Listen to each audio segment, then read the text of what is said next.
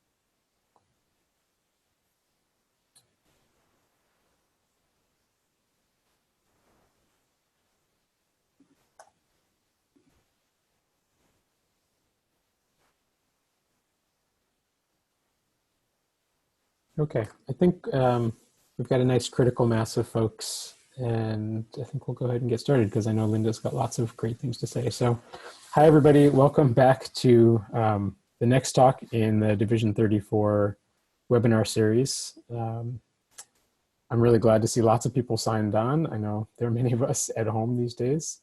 And just one more Zoom meeting or webinar sometimes can feel like even too much these days. We've all got so much that we're just trying to juggle between making it through life and taking care of kids and relatives and trying to get a bit of work done when we're able to in the moments in between. So I really appreciate folks signing on, and I'm really excited for today's talk.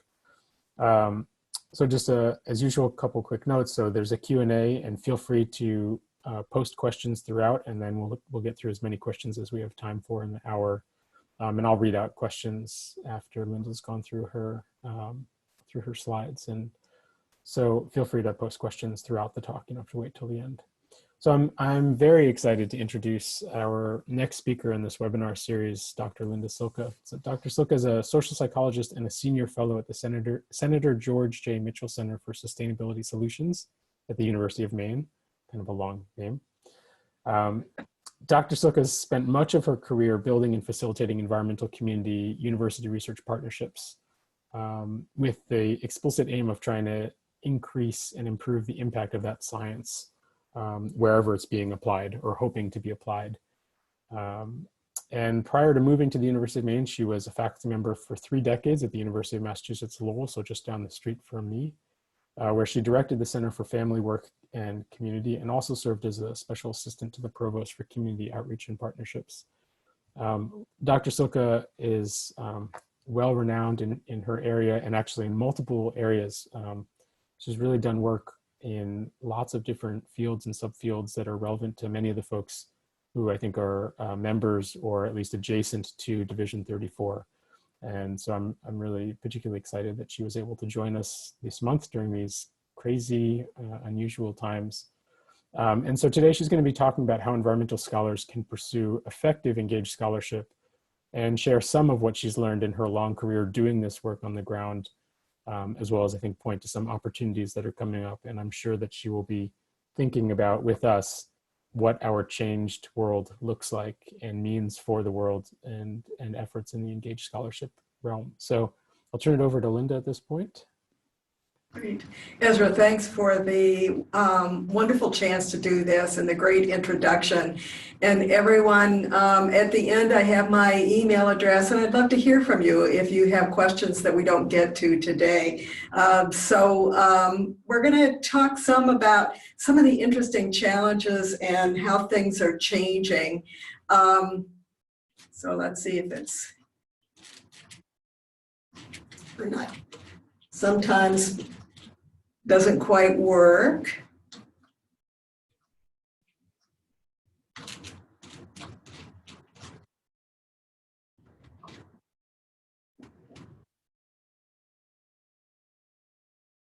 Let's try a different system here and see if it will work.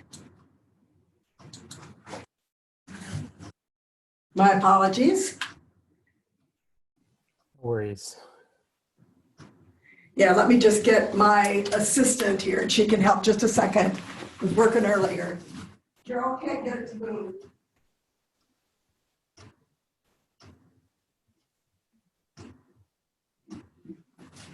This is what we all like about technology. So when I push this, nothing happens. Okay.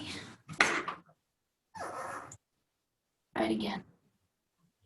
There we go. Fell So it should- asleep. Oh, it fell asleep? Okay. Thank you, Carol. Really appreciate it.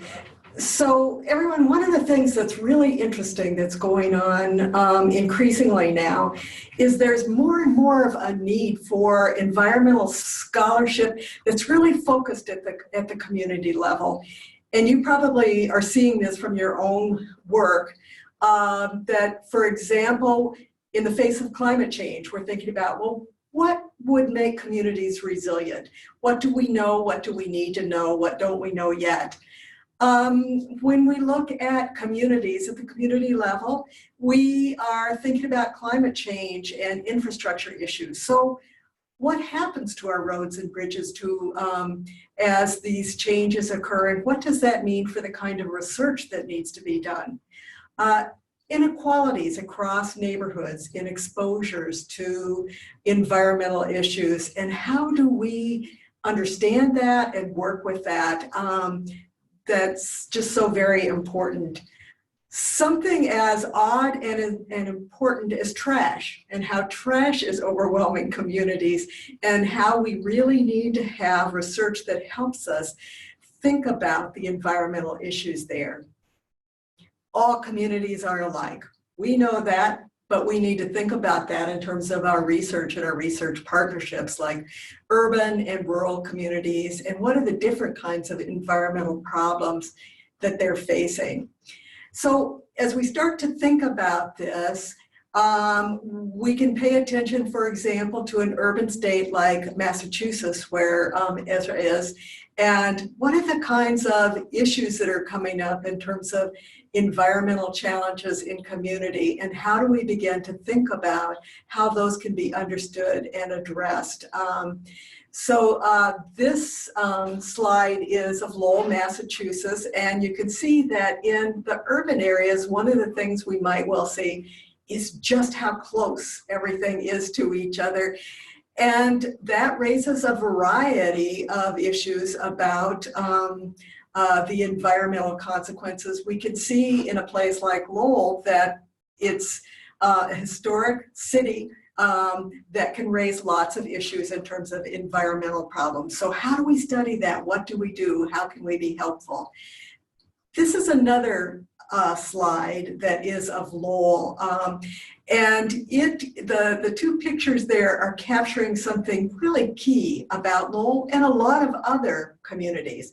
So Lowell's a changing community. It's one of the oldest industrial cities in the US, and it now has the second largest Cambodian community. So what happens when you put those together and you know that people are coming to build their lives in an area that is contaminated with lead, with all kinds of things from the years and years of industry that were happening? And how do we, as people concerned with environmental issues and researchers, think about that?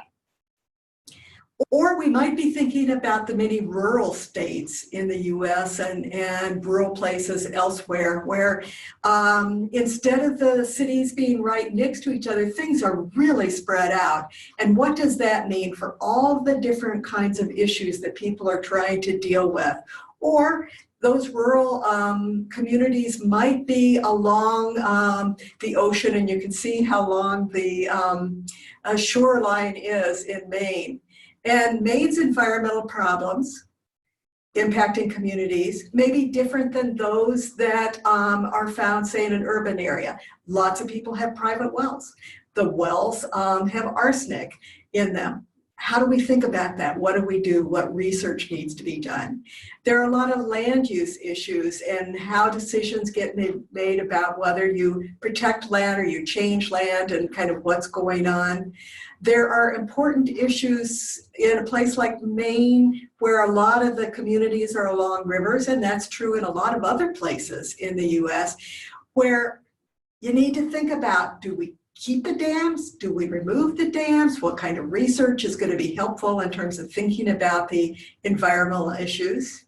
And now along our coasts, in a rural state like Maine that's along the ocean, we're getting storm surges in high tide that especially impact certain neighborhoods. So you can see here, this next slide is a picture of why we need to be thinking about these kinds of issues and what kinds of research needs to be done to understand what's going on, and having the research not just lead to understanding, but help build solutions.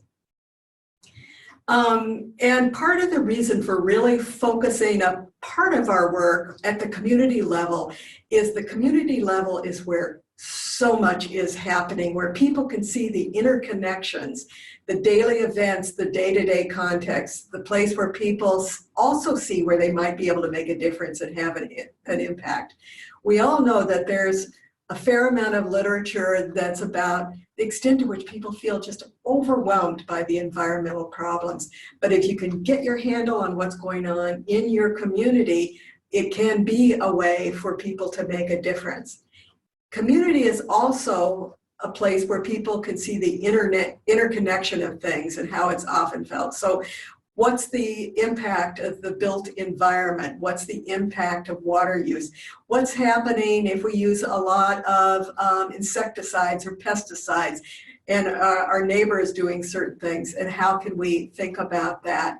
Many, many disciplines are looking at these kinds of issues, but there's a need for psychological research at the community level, and that gaps really occur when psychologists remain uninvolved, that they're really important kinds of issues that need to be addressed at the community level.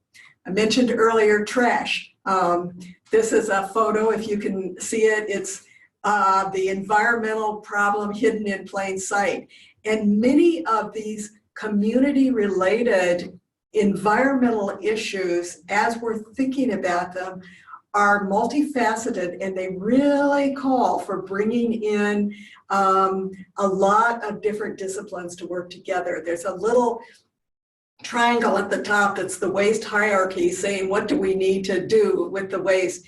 And in order for us to do research that's not just going to end up in a journal, important as that is, but it's going to end up making a difference, is a lot of different disciplines need to come together. And this is I've listed some here because we call ourselves the trash group, or the materials management group at University of Maine, where we're doing interconnected research with partners to understand trash. So anthropology, communication, community psych, ecology, economics, environmental engineering. And we, during our first year of working together, we'd spend a lot of time looking at each other saying, that's how you do research on this topic? That's what you do? This is what we do. And so figuring out how we bring all of those things together to come up with good research that leads to solutions. And this has led to, it's part of what has led to two interrelated approaches to the research that we do that's being done around the world. Citizen science and community-based participatory approaches. And they're really a response in part to the shortcomings that are being identified if we only use past research approaches. And there's a wonderful community activist in the Los Angeles area who developed and talks a lot about the bus metaphor to capture this kind of the shortcomings to what we've done in the past. And so she talks about that when we start to do research, community research, community and the researchers together, we got to think about it. It's really a lot like a bus. So we get on the bus, and the question is, who's driving the bus? In other words, who gets to come up with where we're going to go?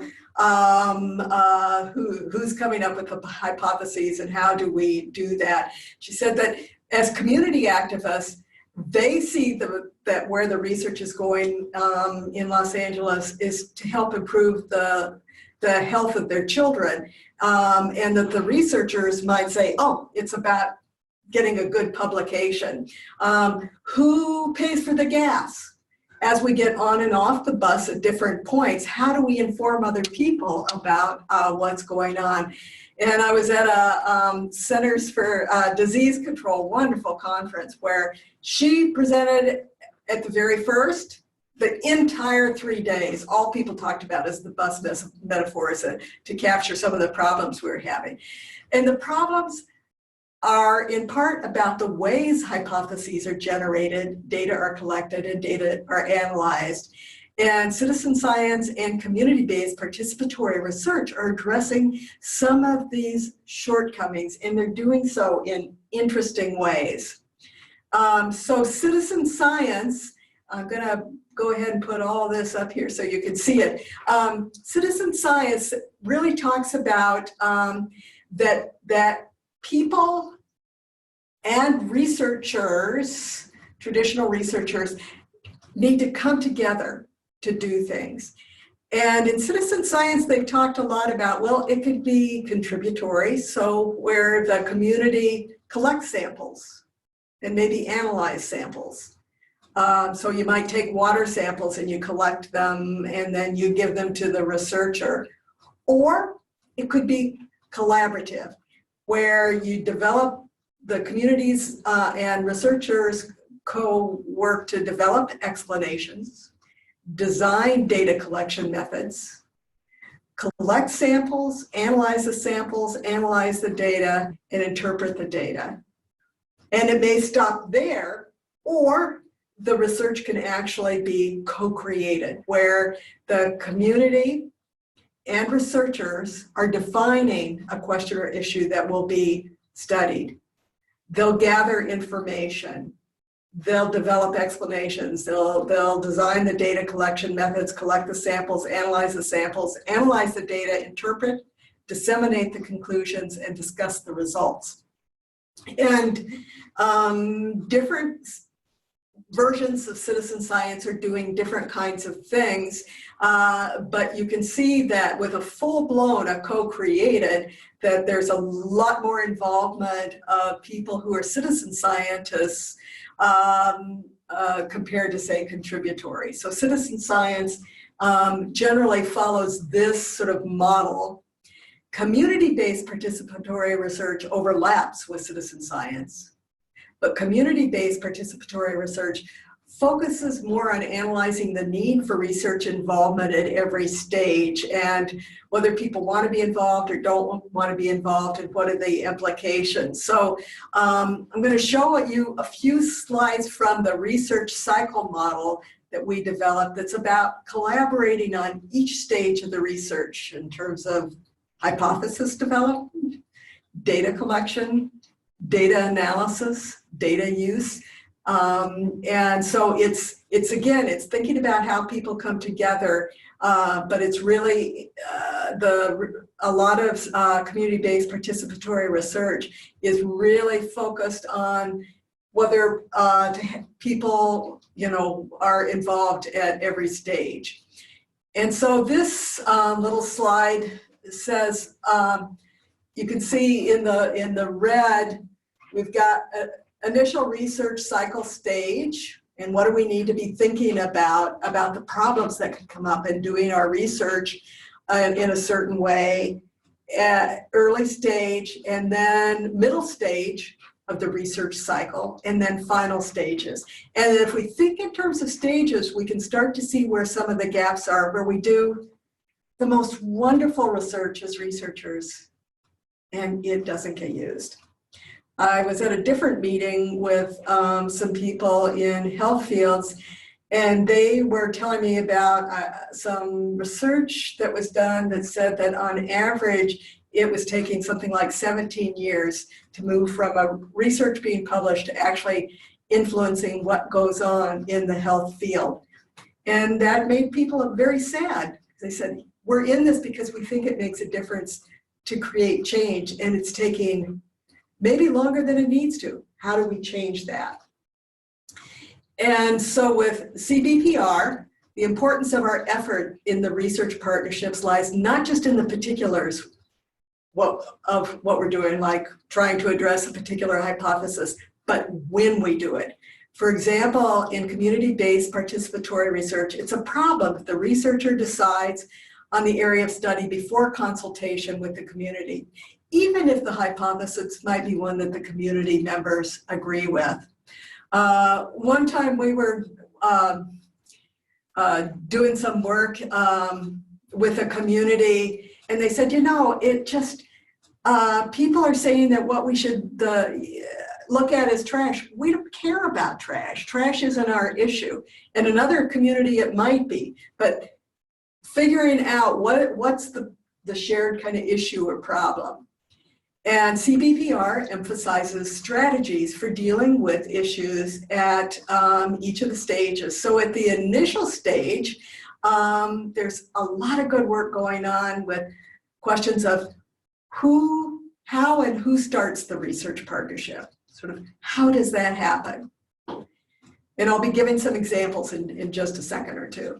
How to build the partnership, and how and who decides what will be studied. How does that happen, and who's involved in thinking about those kinds of things. CBPR tackles issues at the middle stages. So it says, okay, so how do we go about the data collection? How is the data analysis, how will it be done? And how do we collaborate to make sure that the data will be useful? A quick example, a city in Massachusetts, we were called up, we meaning the center that I direct, we were called up by EPA, and they said, okay, we're going to do a study in this community, and we're going to use addresses, and we're going to, this is to look at pollution levels and how it's affecting children, and we're going to have these little kits go to everybody's houses. Well, community people, as we talked to them about, they said, problems, lots of problems. People in our town don't live in the same address for very long, so they won't be found that way. Problem, it's coming from a federal agency, and we have a lot of people in our community who happen to be undocumented. Something coming from the feds, worrisome, worrisome. And all of that has to do with, are we going to collect the data that's going to be useful, and have we all talked together to figure out what needs to be done, or is somebody sort of assuming certain kinds of things? And then also CBPR pays attention not just to collecting the data, but really focusing in on, we need to think about the results that will matter to the community. So that's important. Need to think about research that moves the science forward. Need to think about creating usable knowledge, and need to think about where the community obtains their information. Are there community places where people get information? Local cable television shows, faith organizations, events. We found in one of the communities that we worked with that when we talked to the Cambodian community, everybody said, I get my news from the local cable station that is in English and Khmer. Oh, that's where I get my information. And so we were able to get some EPA money to create a cable television show that was on environmental issues and that was presenting the data in ways that the community could then use. And all of the people who worked on the show were Cambodian teens learning about environmental issues. So it's kind of figuring out, where does the community get its information? How do they, where do they look for it? And how can that be helpful in terms of making sure that the research doesn't just sit there and not get used?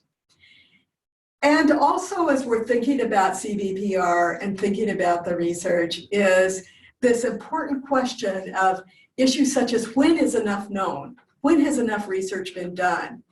Many underserved communities have experienced the problem of being studied to death. They keep being studied, but yet there's little to show in the way of benefits for the community. So how's the decision made that there's sufficient information to focus on interventions as opposed to collecting more data, and who makes that decision? You know how we all, when we end any talk, we always say, well, there's still other studies that need to be done.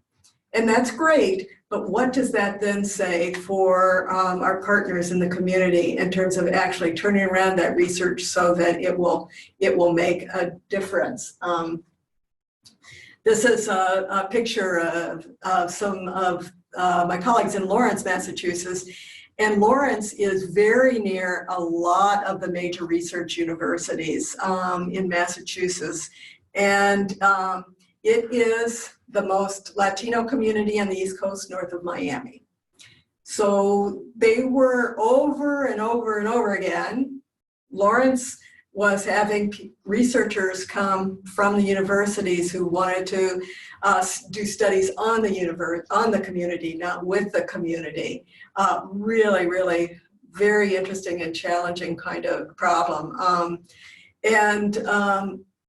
So one of the things they did, just again as an aside, is they called us up because we weren't one of the high-flying campuses. We were just a funky little university, state university campus, and they said, "Listen, we want research, but we want to control the research. Will you come and work with us, say, for a year and help us understand these IRBs and what this is and how we could control this process and how we could invite researchers in, as opposed to them showing up on our doorstep and saying, we're going to study this and we want to study it in your community."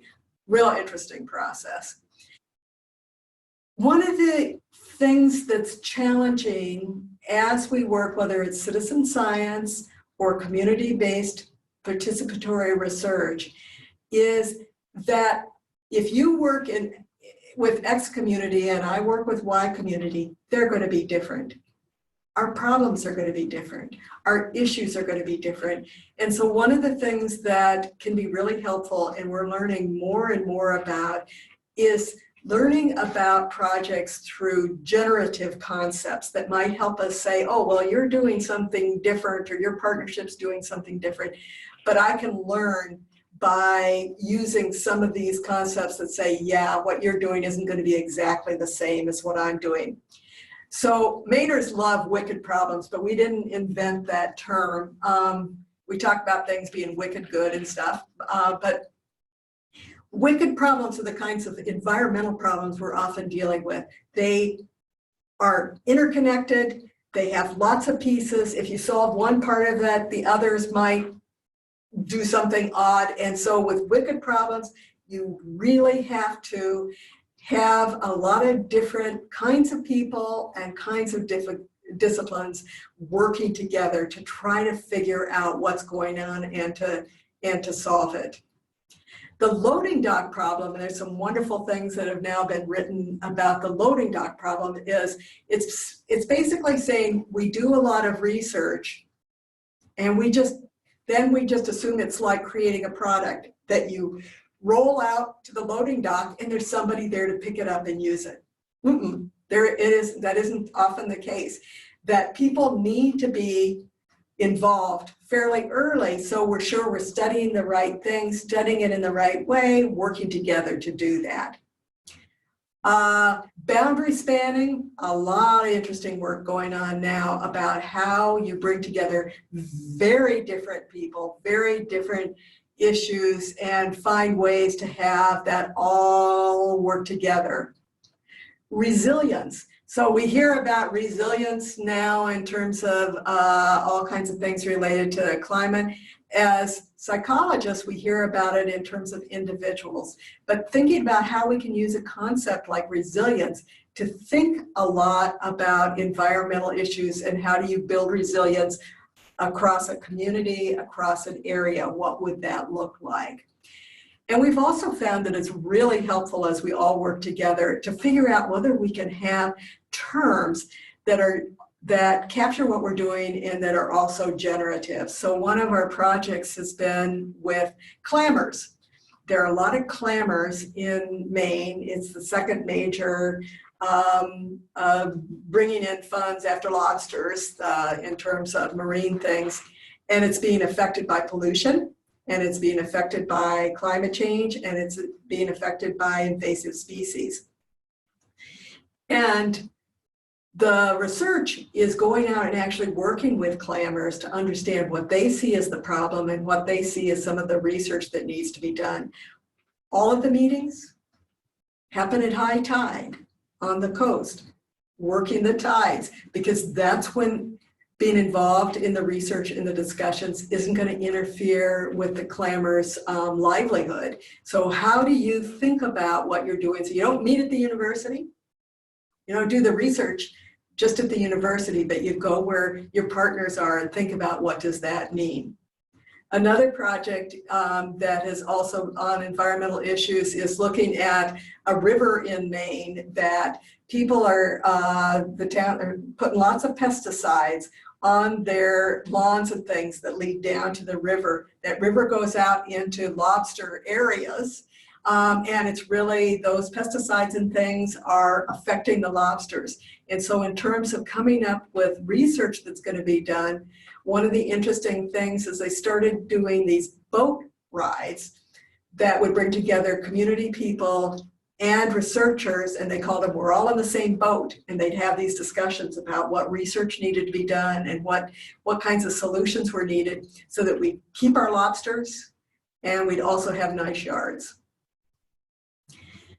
In Lowell, and I invite you to send me email, lots of research projects that were citizen science and community-based participatory research, really thinking about what's going on in a wonderful, beautiful place that was one of the earliest industrial cities and that is way contaminated, and what do we do about that? And how do we think about it in terms of working with different communities within Lowell.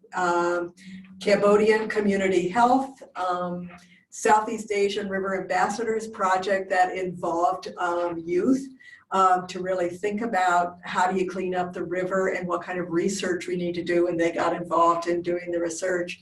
Just in time, environmental decision making, so thinking about what kinds of environmental decisions do what sorts of people need to be making in the community, and what does that look like, and what do we need to do?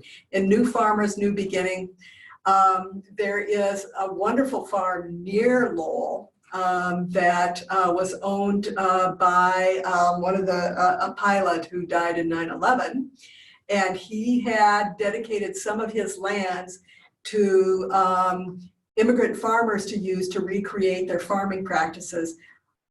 But there's a lot of pollution. There are a lot of environmental issues. So how do we think about all these interconnections between what research that needs to be done, what does the community see as needed, how do we use all of our psychological knowledge to do that, and how do we make sure it's focused on coming up with information that people can use.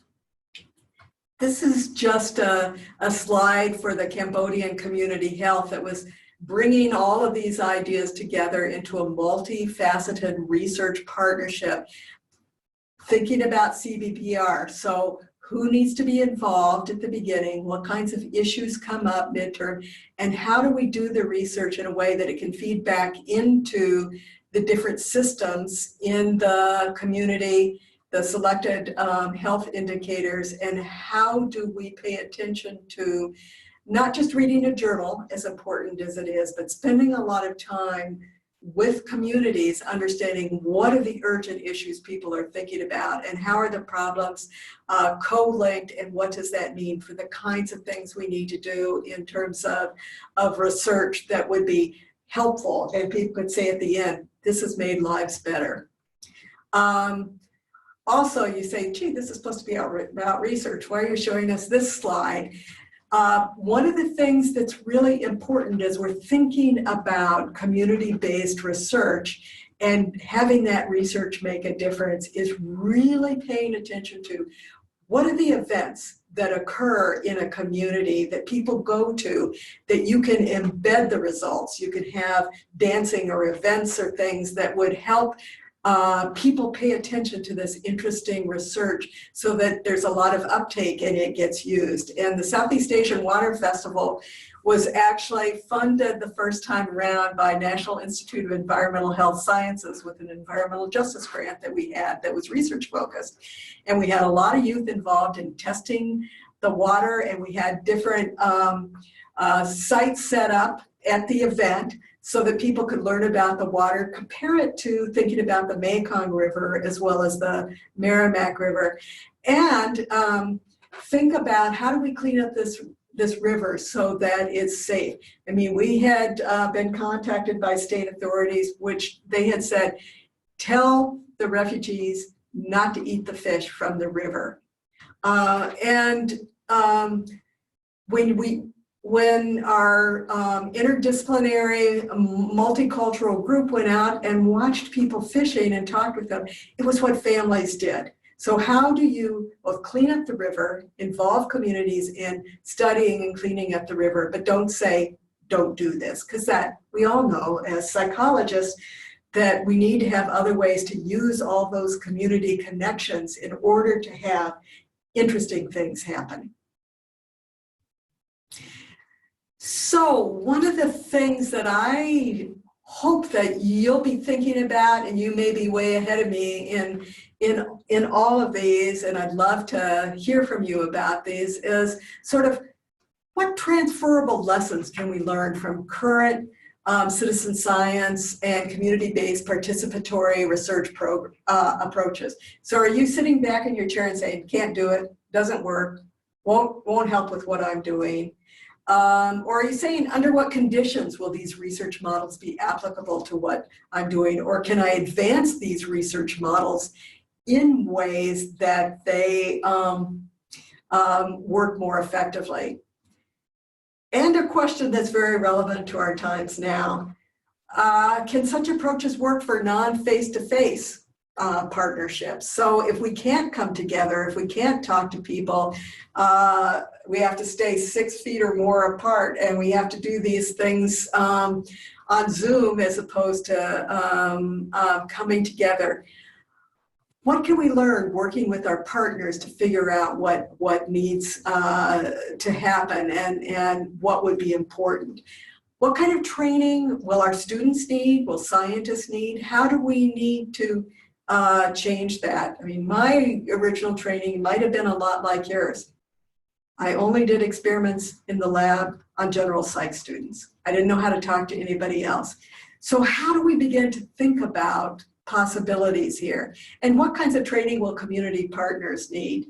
That people learn deference to others who have PhDs, and how do we move beyond that and find ways for us to learn from each other, because it's so important, because a lot of our really, really great research that's Division 34 people are doing isn't necessarily having the impact that it should have. And one of the groups that's realized this is the National Science Foundation.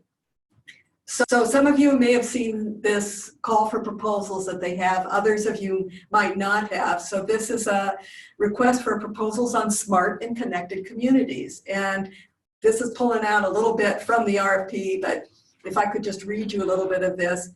Communities are entering a new era in which residents and their surrounding environments are increasingly connected through intelligent technologies. This transformation offers great promise for improved well-being and prosperity, but poses challenges at the intersection of technology and society. The goal of NSF's Smart and Connected Communities program solicitation is to enable smart and connected communities to reach new levels of economic opportunity, safety, health and wellness, and overall quality of life. The Smart and Connected Communities program encourages researchers to work with communities to identify and define challenges they're facing, enabling those challenges to motivate use-inspired research questions. The program supports integrative research that addresses fundamental, technological, and social science dimensions of smart and connected communities and pilots solutions together with communities. So NSF, one of our major funders, is saying, get on board, think about doing things in this area. And so what will be your strategies? How might you build community-based participatory research processes that work for the kinds of problems that you're studying? And here are a few resources that maybe you already know about, or perhaps you haven't had a chance to investigate them, that can really get you started on a lot of interesting things. So University of Kansas has a community toolbox that is just amazing in terms of asset mapping, resources, thinking through issues, and they even have a Ask the Expert where you can write in a question and people volunteer to answer your questions and be involved. Community campus partnerships for health, and they keep changing their URL. So if you don't find them at this, just type in the name. But they are really responsible for a lot of the development of community-based participatory research. The conferences are amazing. The website is amazing. The discussions are amazing in terms of all kinds of ways we need to learn from each other to work together to do good science that matters. Citizen Science Organization also has its own website, its own terrific conferences. The conference a year or so ago, the keynote was a teacher and all of her students. The school was a mostly African-American school, low income, and the presentation was on all the ways the students were learning science and getting engaged in, especially in environmental research in the community that they lived in. And I also recommend our website for the George Mitchell Center, because you'll find lots of papers. We have also stored lots of the presentations. We have hour-long seminars every week on environmental issues, and see lots of different kinds of things there, lots of disciplines, lots of different problems that people are thinking about in terms of the issues. I mean, one example, a wonderful one, is by Sam Roy, and he is here at the center. And he does things on dam decisions, and they really play with that, all those dam decisions. But something like 200 of the dams in Maine are up for reauthorization, and they're near a lot of communities. And they need lots of different research from lots of different disciplines to decide what kind of contamination they're creating, what's happening to the fish habitat, what's happening to the communities. And the research being done by the different disciplines doesn't come together well. It doesn't come together in a timely fashion so the decisions can be made when they need to be made. So he and colleagues from a number of disciplines, including psychology, are developing decision support tools to really help with this key issue. And they're doing it not just on dams, but on lots of other things. And I also wanted to suggest that you take a look. The Maine Policy Review is online, and it is a journal that we do here at University of Maine that tries to reach community, that tries to reach policymakers, that tries to reach